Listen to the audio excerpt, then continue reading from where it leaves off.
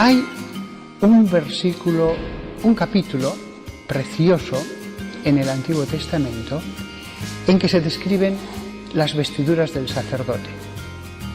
Y una de las vestiduras del sacerdote del Antiguo Testamento era el pectoral, que era una prenda de tela en la que estaban engastadas 12 piedras que representaban las 12 tribus de Israel.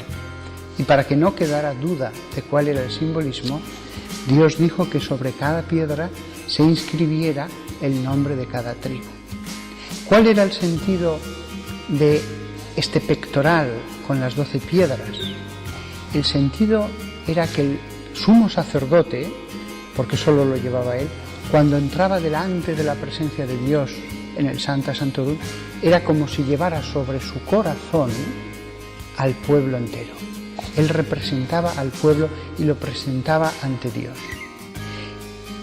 El pectoral simbolizaba que cada tribu era como una piedra preciosa, una piedra bella a los ojos de Dios. Eso en el libro del Levítico. Pero curiosamente, cuando llegamos al último libro de la Biblia, se vuelve a suceder una lista de 12 piedras, y es cuando se describe la Jerusalén celeste, la Jerusalén que baja del cielo sobre la tierra cuando Cristo vuelve en la resurrección de los muertos y establece ya el reinado de Dios. Pues se dice que la Jerusalén celeste estaba fundamentada sobre 12 fundamentos. El primero, dice él, era jaspe, el segundo zafiro, el tercero calcedonia, el cuarto esmeralda, el quinto sardónica, el sexto sardio, el séptimo crisólito, el octavo berilo, el noveno topacio, el décimo crisoprasa, el undécimo jacinto, el duodécimo amatista.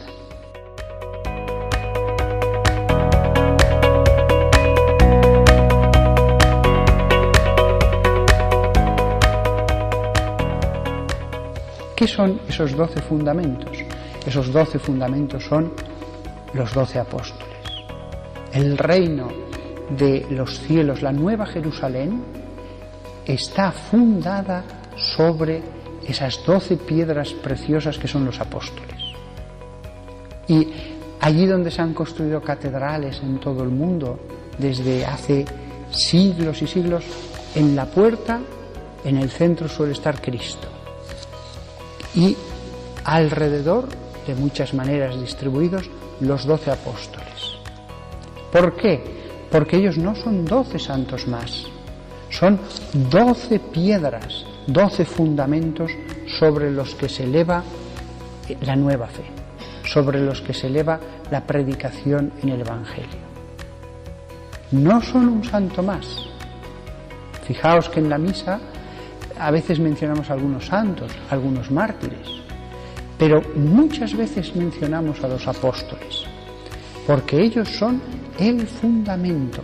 Una y otra vez retornamos a sus palabras, a sus enseñanzas, a sus cartas que hay en la Biblia, para recordarnos esta gran verdad acerca de que nuestra fe se asienta sobre lo que aquellos 12 que vieron a Jesús con sus propios ojos predicaron, de los cuales uno de ellos directamente será llamado por Pedro Kefas, que significa, por Jesús será llamado Kefas, que significa piedra.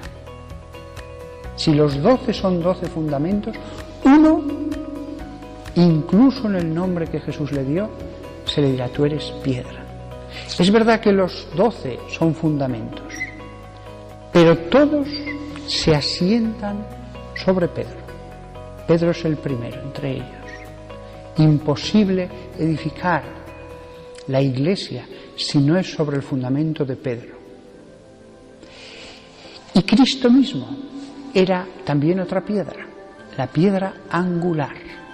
La piedra angular era la piedra grande, la más grande, de una edificación que se ponía en la base, y no en cualquier lugar, sino en el ángulo, en la esquina, porque era la parte que más podía sufrir por la erosión, golpes, etc., y porque es la parte de un edificio, la esquina, que si se derrumba más daño puede hacer.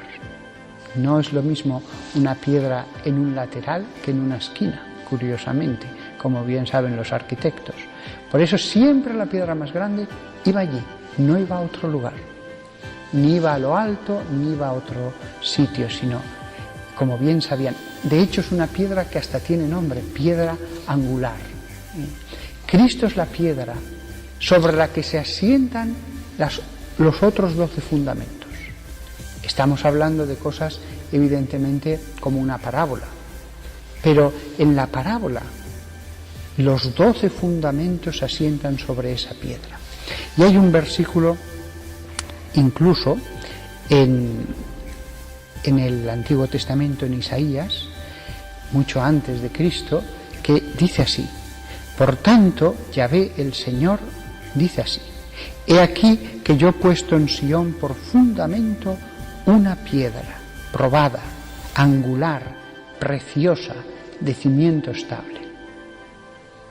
Cuando Jesús dice yo soy la piedra angular, él sabía que Isaías ya había predicho que Sión, Jerusalén, toda esa ciudad santa en la que iba a venir la fe para todo el mundo, se asentaría sobre esa piedra.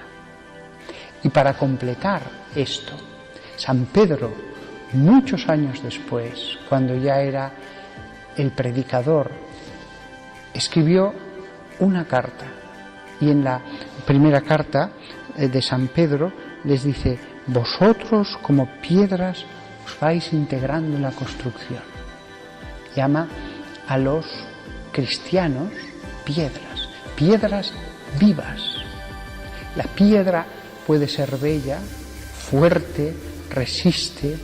La piedra se convierte en parábola, porque Dios mismo, a la hora de predicar, Él mismo habla de las cosas espirituales a través de las cosas naturales. Las cosas naturales sirven para predicar las espirituales. La belleza de las piedras, su fortaleza, sus propiedades, nos sirven para expresar cosas del espíritu.